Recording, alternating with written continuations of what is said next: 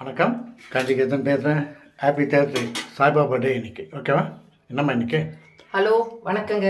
எல்லாருக்கும் இன்னைக்கு happy Thursday சொல்லிக்கிறோம். நாங்க சாய்பாபாவோட பிளெஸிங்ஸ் நம்ம எல்லாருக்கும் கிடைக்கணும் இன்னைக்குன்னு சொல்லிட்டு எல்லாருக்காகவும் நம்ம ப்ரேயர் பண்ணிக்கலாம். உங்களுக்காக நாங்களும், எங்களுக்காக நீங்களும் ப்ரேயர் பண்ணிக்கோங்க. இன்னைக்கு பிறந்த நாள் கொண்டாடுற பிள்ளைகள் அத்தனை பேருக்கும், திருமண நாள் கொண்டாடுறவங்களுக்கும், வேலைக்காக ட்ரை பண்ற அத்தனை பேருக்கும் வேலை கிடைக்கணும்னு சொல்லிட்டு, படிக்கிற பிள்ளைங்கள நல்ல மார்க் எடுத்து பாஸ் பண்ணணும் அப்படின்னுட்டோம். இன்னைக்கு எல்லாருமே நல்ல ஆரோக்கியத்தோட இருக்கணும்னு சொல்லிட்டு எல்லாருக்காகவும் நமக்காகவும் நம்ம ப்ரேயர் பண்ணிக்கலாம். ஆமாங்க. இன்னைக்கு வந்து எங்க வீட்டுல கொஞ்சம் நடுவில் வரம் தேர்றவங்க நல்லா வரனா கிடைக்கட்டும். சண்டை சத்திரம் நல்ல ஸ்வீட் வர மாதிரி. அதான் ஓகே. சொல்லுமா. இன்னைக்கு வந்து எங்க வீட்டுல சப்பாத்திங்க. இந்த சப்பாத்தி நல்லா மடிச்சு செய்வோம் இல்லையா, அது போல மடிச்சு சப்பாத்தி செய்துட்டேன். இதுக்கு சைட் டிஷ் வந்து பாருங்க, தக்காளியும் பருப்பும் போட்டு நல்லா கடைஞ்சி வச்சிருக்கிறேன். சூப்பர். இதை வந்து அந்த இது டால் மாதிரியும் இருக்கு இல்லையா, அதனால இதை வந்து சப்பாத்திக்கும் சைட் டிஷ்ஷாக யூஸ் பண்ணிக்க போறேன் இன்னைக்கு. இன்னைக்கு மதியம் வந்து கத்திரிக்காய் பொரியலுங்க. இது யூஸ்வலா கத்திரிக்காய் பொரியல் மாதிரி இல்லைங்க. வெங்காயம், தக்காளி, இஞ்சி பூண்டு பேஸ்ட் போட்டுட்டு நல்லா எண்ணெயில வதக்குங்க. கத்திரிக்காவை நல்லா குட்டி குட்டி ஷேப்ல கட் பண்ணிக்கோங்க.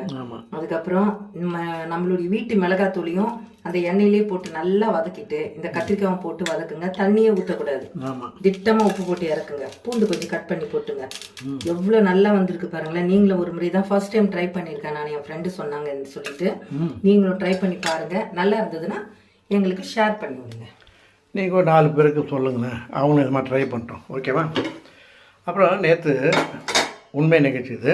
நேற்று ஃப்ரெண்டு கூட ஒரு ஹோட்டலுக்கு போயிருந்தேன். இந்த காஞ்சிபுரத்தில் நல்ல ஃபேமஸான ஹோட்டலு. அவரும் அவர் ஒய்ஃபு அவங்க பேத்தி வந்திருந்தான். சரின்ட்டு போயிட்டு டிஃபன் சாப்பிட்லான்னு போனால் அவங்க வந்து மீல்ஸ் எடுத்தாங்க. நான் வந்து காஃபி மட்டும் போதும் அப்படி, ஏன்னா ஃப்ரெண்டு கூட பேசிட்டு இருக்கும்போது அப்படின்னு.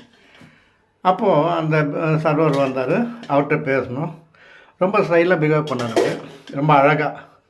அப்புறம் அந்த சும்மா இல்லாமல் அந்த குழந்தை என்ன பண்ணிட்டேன், அங்கிள் நீங்கள் இவ்வளோ ஸ்டைலாக இங்கிலீஷ் என்ன படிச்சிருக்கீங்க அப்படின்னு. உடனே அந்த மேடமும் கேட்டாங்க, ஃப்ரெண்டனுடைய ஒய்ஃபும். அதுக்கு அவர் நான் டிகிரி முடிச்சிருக்கேன், ஏதோ ஒரு நல்ல டிகிரி சொன்னார். அப்போது இவர் கேட்டார், ஏன்பா அதை படிச்சுட்டு சர்வராக இங்கே வந்திருக்க, வெளியே எங்கன்னா போகிறதானே கம்பெனிக்கு, நீ படித்த படிப்பு காலேஜ் ப்ரொஃபஸராக போகலாமே அப்படி இப்படின்னு கேட்டாங்க. போனேன் சார், போனால் கூட 10,000 ரூபா இல்லை 15 ரூபா தராங்க. அது ஒன்றும் முடியல. இங்கே வந்தால் நல்ல ஓனர் இவர் எனக்கு 20,000 ரூபா தராரு. சாப்பாடு இருக்கிற இடம் எல்லாம் ஃப்ரீ. எனக்கு டிப்ஸு ஒரு 500 ரூபா கிடைக்குது. இதை வச்சு என் தங்கச்சியும் படிக்க வைக்கிறேன். நல்லா இருக்கேன். கௌரவத்தை பார்த்தா வாழ முடியுமா சார்? உண்மையிலே நல்லா தான் இருந்துச்சு இந்த